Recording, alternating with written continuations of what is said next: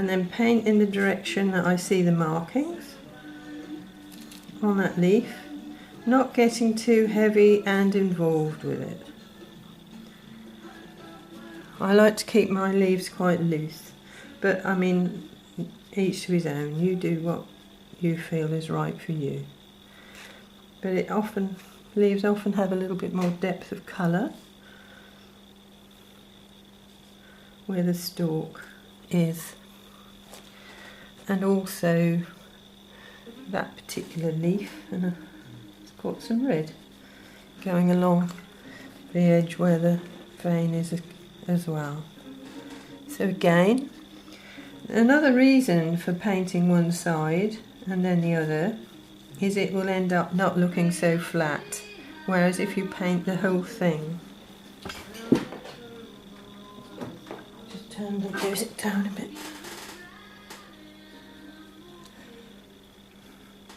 So don't let it be too different to the other side, but it's good if it's slightly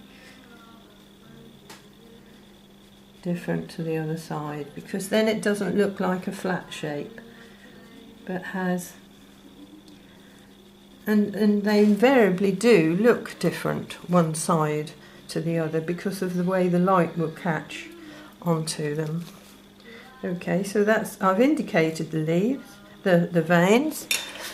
I'm going to drop a little bit of alizarin in here and there, but not get too involved with that either. But it's nice to bring the colour down from whatever you've got going on in your flower down into the foliage, I always think. So there we are, there's that.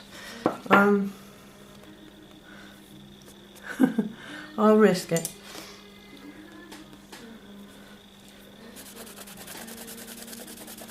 Maybe I'll just risk it one side because it really is a bit damp.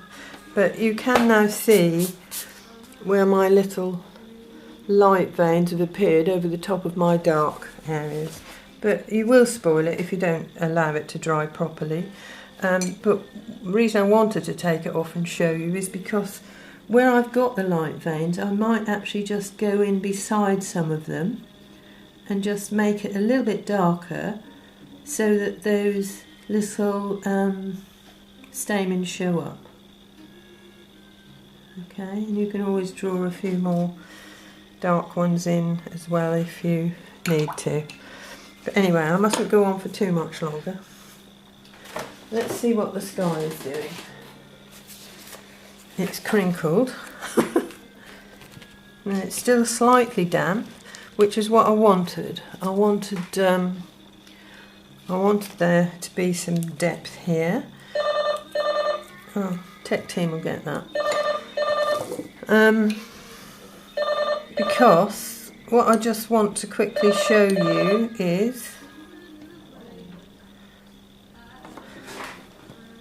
while this is still on, or take it off if you wish, depending on what picture you're doing, but while that sky is still damp, and the reason my thing is all crinkled is because it is still quite damp, but while that's damp, and if you've got any foliage going on in the back of your picture, behind the horizon, this is a nice time actually just to dot in, maybe with your foliage brush even. If it's around, yeah, there it is. A little bit of foliage in the background. But what it's going to have is quite a lot of blue in it because it's in the distance. I wanted to say, as we're working on perspective, that foliage in the distance will have a lot more blue in it than the foreground foliage. So as your foliage comes forward into your pictures, you can always put a little bit more yellow in to create form in colour, perspective in colour, as well as in there. So there's a little bit of foliage at the bottom, so this might be something you might like to try. And if it was water, you could always put the water in, and while you've still got your foliage shape, put some reflection back down as well.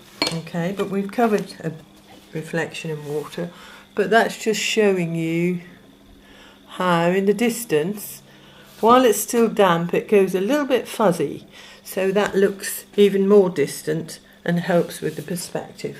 Okay, so that's the graded sky. Next week we'll do one with some cloud. One or two things just to quickly show you. One of those roses that I did earlier, and you can see the centre a lot more easily on that now that that one's dry, and the foliage as well. Okay, so that's just one I did earlier. I can attach them so that you can see. But I want to talk a bit more too about getting perspective in colour as well.